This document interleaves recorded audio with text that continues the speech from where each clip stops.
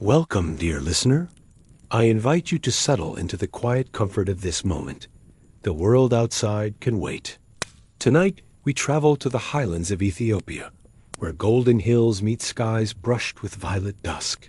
Here, in a time of kings and empires long faded into dust, there was a drink unlike any other, a golden wine made not from grapes, but from the nectar of bees. It was called tej. And for the kings who ruled from stone palaces and mountain fortresses, it became more than a drink. It became an obsession in the ancient lands of Ethiopia, where golden sunlight bathes rolling hills and verdant valleys. A sacred tradition has endured for millennia. As twilight descends and shadows lengthen, the soft hum of bees fills the air, their wings glinting like jewels in the fading light. Here, in this realm of honey and mystery, we begin our journey into the origins of Ethiopia's most cherished elixir. Picture, if you will, the scene of an ancient apiary nestled among fragrant wildflowers. The air is thick with the heady scent of nectar and beeswax. Skilled hands, weathered by time and toil, tend to rows of cylindrical hives crafted from hollowed logs and woven grass. These are the beekeepers of old, guardians of a sweet legacy passed down through countless generations. As night falls, the gentle crackle of torches echoes through stone corridors, their flickering light casting dancing shadows on walls adorned with intricate hieroglyphs. We find ourselves transported to the grand halls of the Aksumite Empire, where the first whispers of tej, the fabled honey wine, began to take shape. In these hallowed chambers, master brewers work their alchemy, combining the golden nectar of bees with the essence of gesho, a native shrub that imparts a subtle bitterness to balance the sweetness. Clay vessels, cool to the touch, stand in silent rows, their contents slowly fermenting in the quiet darkness. The air is heavy with anticipation, as if the very stones themselves eagerly await the moment when this divine concoction will be ready to grace the lips of kings and commoners alike. Listen closely, and you may hear the faint strains of a lyre drifting on the night breeze, its melancholy notes intertwining with the soft murmur of voices. In the distance, a grand feast is underway, celebrating the bounty of the harvest and the favor of the gods.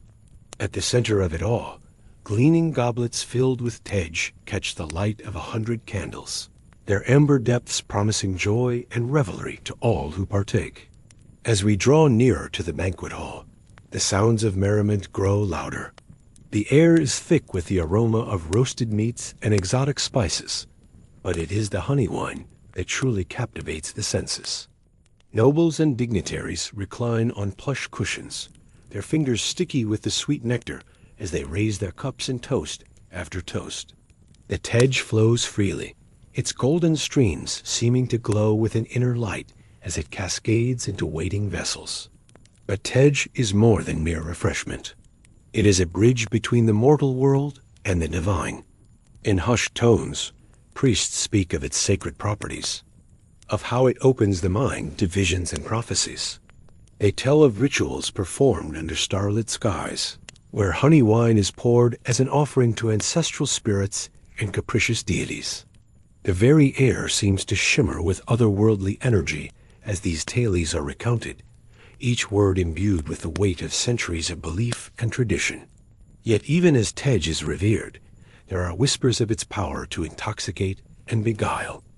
In shadowy corners of the palace, courtiers speak in hushed tones of nobles who have fallen under its spell, their judgment clouded and their inhibitions stripped away by the potent brew.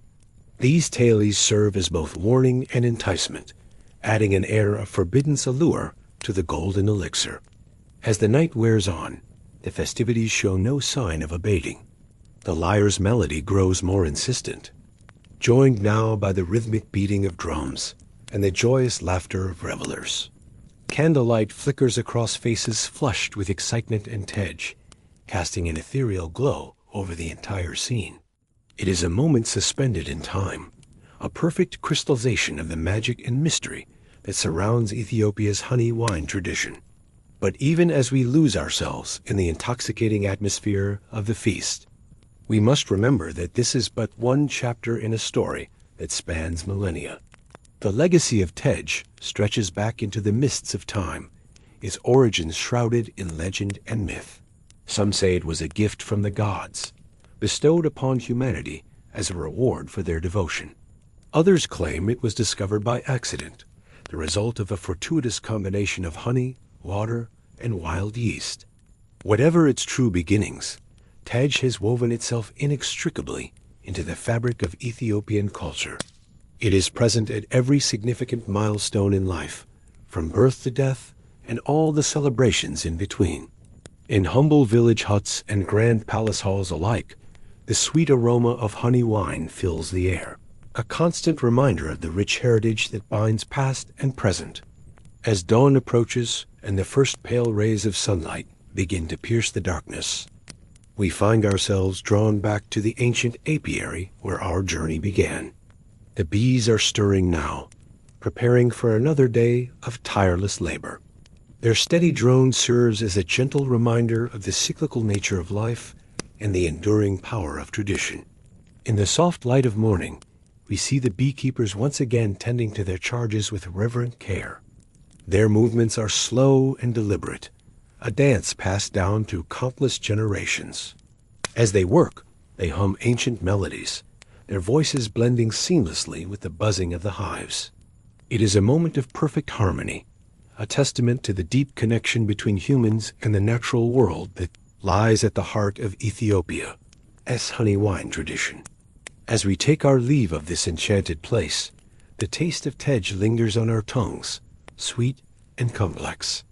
Its flavor is a reminder of all we have witnessed, the golden combs heavy with honey, the cool stone halls echoing with laughter and song, the flickering candlelight illuminating faces both noble and common. In each sip, we taste not just fermented honey, but the very essence of Ethiopian culture and history. The story of Tej is far from over. Even now, in bustling cities and remote villages alike, new chapters are being written.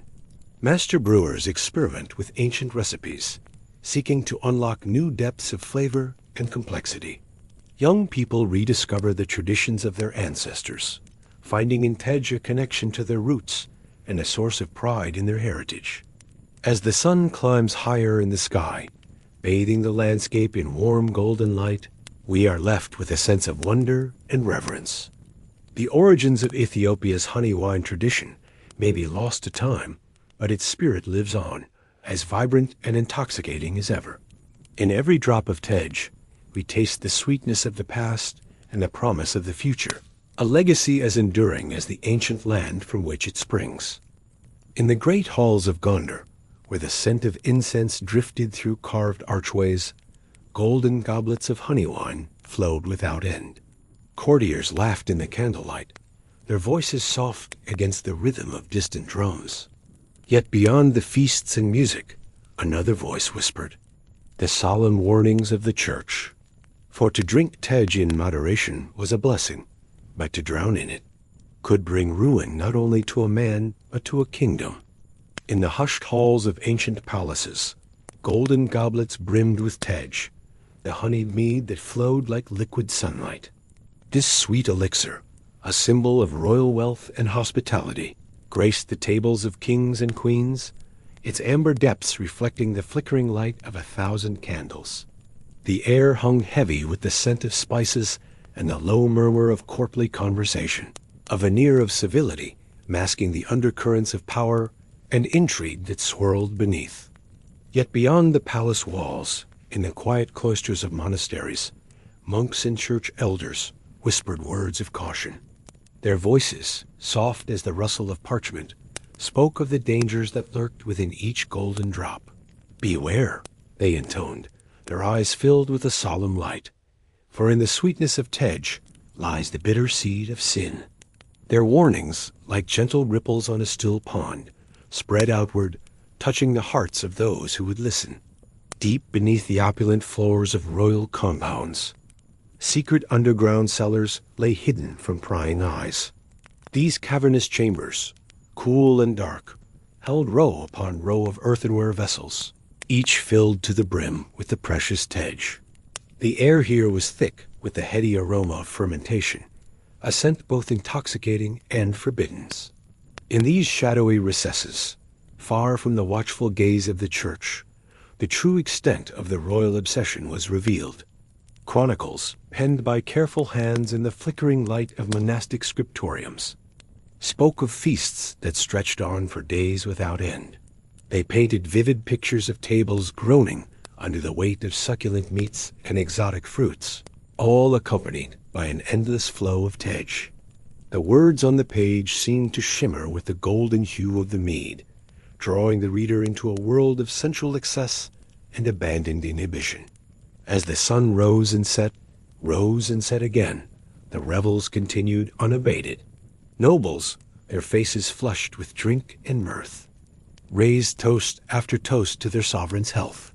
The laughter that echoed through the great halls grew louder, more raucous with each passing hour. Yet in the shadows, silent observers noted every cup drained, every slurred word spoken, their quills scratching quietly as they recorded the slow descent into debauchery. The church, ever vigilant, watched these displays of excess with growing concern. From pulpits draped in somber cloth, priests spoke of temperance and restraint. Their words, like cool water on fevered brows, sought to soothe the souls of those caught in the grip of temptation. Remember, they counseled, their voices gentle yet firm, that the pleasures of this world are fleeting, but the joys of heaven are eternal. In the quiet hours before dawn, when the last revelers had stumbled to their beds, the true cost of these indulgences became clear. Servants moved silently through the halls, clearing away the detritus of the night's excesses. They worked efficiently, erasing all evidence of the feast, save for the lingering scent of spilled tej that clung to the air like a persistent memory. The royal obsession with tej was more than mere indulgence. It was a statement of power, a display of wealth that set the monarchy apart from their subjects. Each golden drop represented not just the sweetness of honey, but the labor of countless bees, the skill of brewers, and the resources of a kingdom. To possess tej in such abundance was to hold the very essence of prosperity in one's hands. Yet even as the nobility reveled in their abundance, whispers of discontent began to spread among the common folk. In taverns and marketplaces, ordinary citizens spoke in hushed tones of the vast stores of tej hidden away in royal cellars while they struggled to put food on their tables. These murmurs, like seeds carried on the wind, took root in the fertile soil of resentment. The church, ever attuned to the pulse of the people, saw in this growing unrest an opportunity to reassert its moral authority. Priests and monks redoubled their efforts to preach against the evils of excess, their words now falling on more receptive ears. They spoke of the virtues of simplicity and the dangers of gluttony, weaving tales of saints and sinners to illustrate their points. In response to these mounting pressures, some within the royal court began to advocate for moderation. They spoke softly of the need for balance, of setting an example for the people. Their words, though measured and diplomatic, carried the weight of genuine concern for the stability of the realm. Yet others within the palace walls clung fiercely to their cherished traditions. They argued that the royal feasts were not mere indulgences, but vital displays of the monarchy's strength and generosity. To curtail these celebrations, they warned, would be to diminish the very essence of kingship in the eyes of both nobles and commoners alike. As the debate raged on behind closed doors, the underground cellars continued to fill with tej. The golden liquid flowed like a river of wealth, its current strong enough to sweep away objections and drown out the voices of caution. In the cool darkness of these hidden chambers, the true power of the royal obsession was preserved, waiting for the moment when it would once again be called forth to dazzle and intoxicate. Outside the palace, life continued its steady rhythm. Farmers tended their fields, merchants plied their trades, and the faithful gathered in churches to seek solace and guidance. Yet beneath this veneer of normalcy, a tension simmered, born of the growing divide between the excesses of the court and the struggles of ordinary people. In monasteries across the land, monks labored over illuminated manuscripts, their steady hands recording not just the grand events of history, but the small telling details that revealed the true nature of their times. They wrote of feasts that lasted for days, of nobles who could barely stand after nights of revelry, and of the quiet disapproval that radiated from the church like heat from a banked fire. These chronicles, filled with both beauty and warning, served as silent witnesses to the conflict between royal indulgence and religious restraint. Their pages, rich with gold leaf and vibrant pigments, captured the glittering surface of court life while hinting at the darker currents that flowed beneath. As the sun set on another day of feasting and revelry, the last rays of light caught the rim of a Tej-filled goblet, transforming it into a circle of pure gold. In that moment, the beauty and the danger, the allure and the peril of the royal obsession were perfectly balanced, suspended in a fragile equilibrium that could not last. The night deepened, and with it came a hush that settled over the palace like a velvet cloak.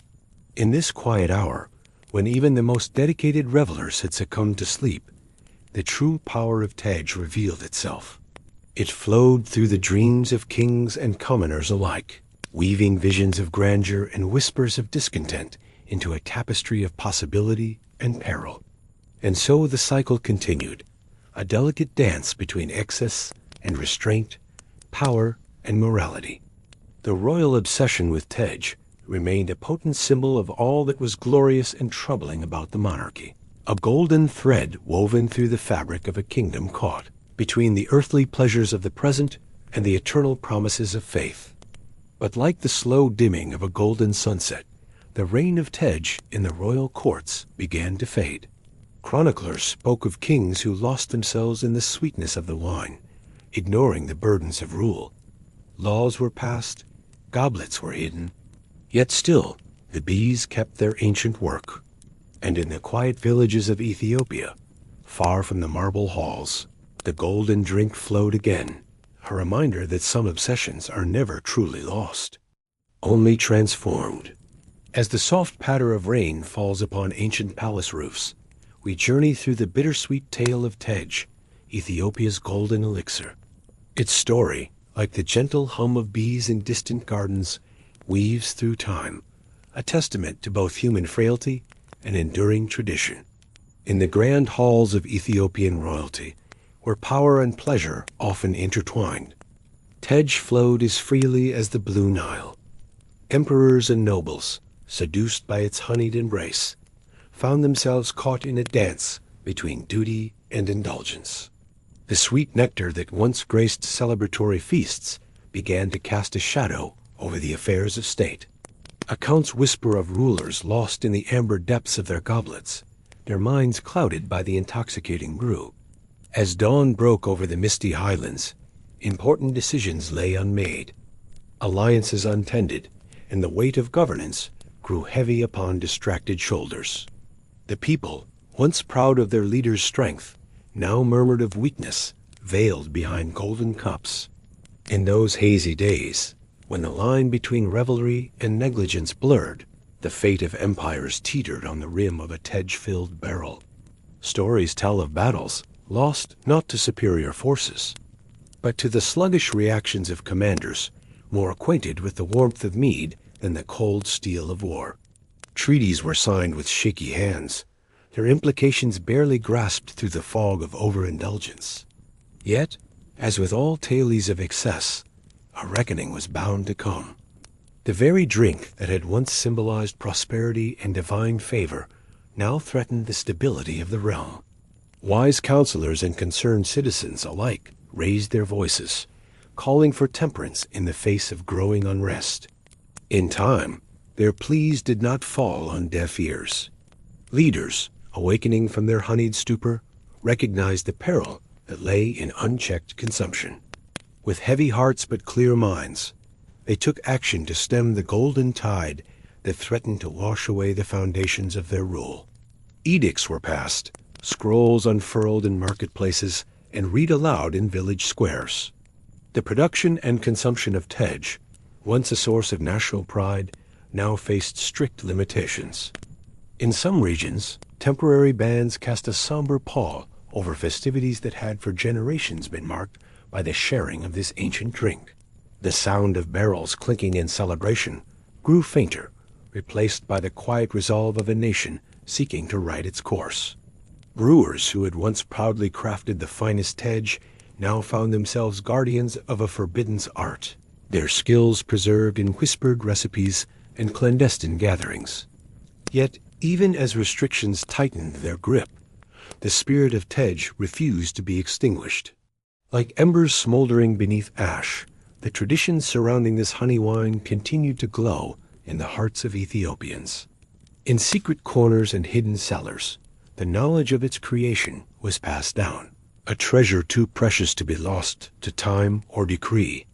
As years passed and the immediate dangers of overindulgence faded into memory, the harsh edges of prohibition began to soften. The complete absence of tej left a void in cultural practices that had defined Ethiopian identity for centuries.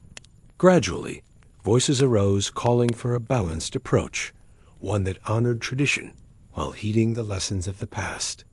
In this period of reflection, tej began to re-emerge, not as a threat to governance, but as a carefully preserved cultural artifact.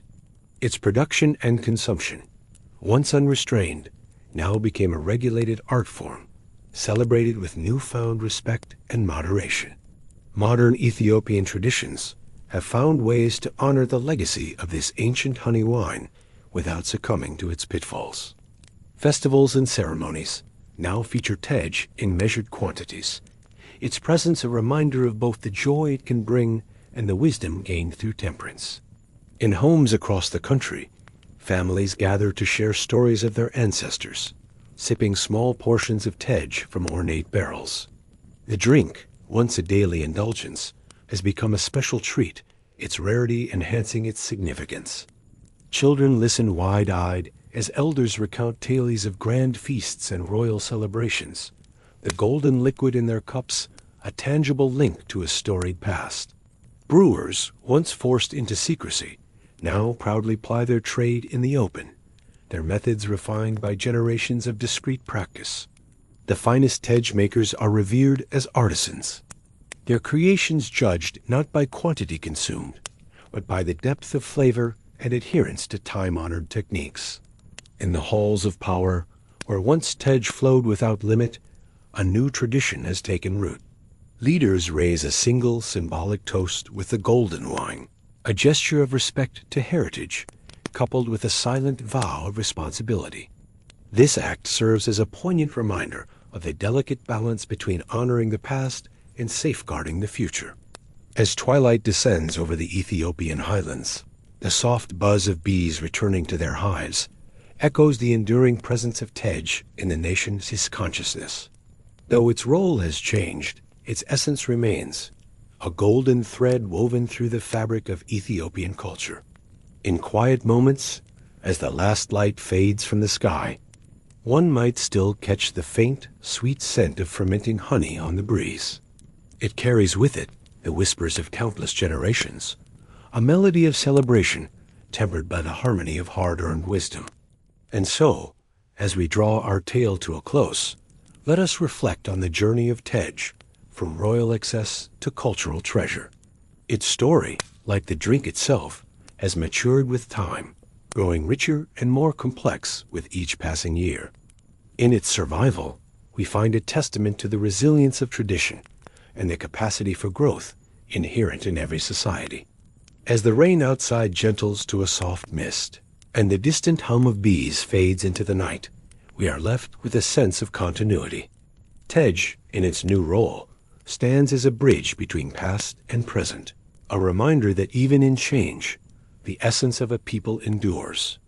May this tale of golden wine and the wisdom it imparted settle gently in your thoughts, guiding you towards peaceful reflection and, perhaps, into the realm of dreams where the sweet notes of history mingle with the promise of tomorrow.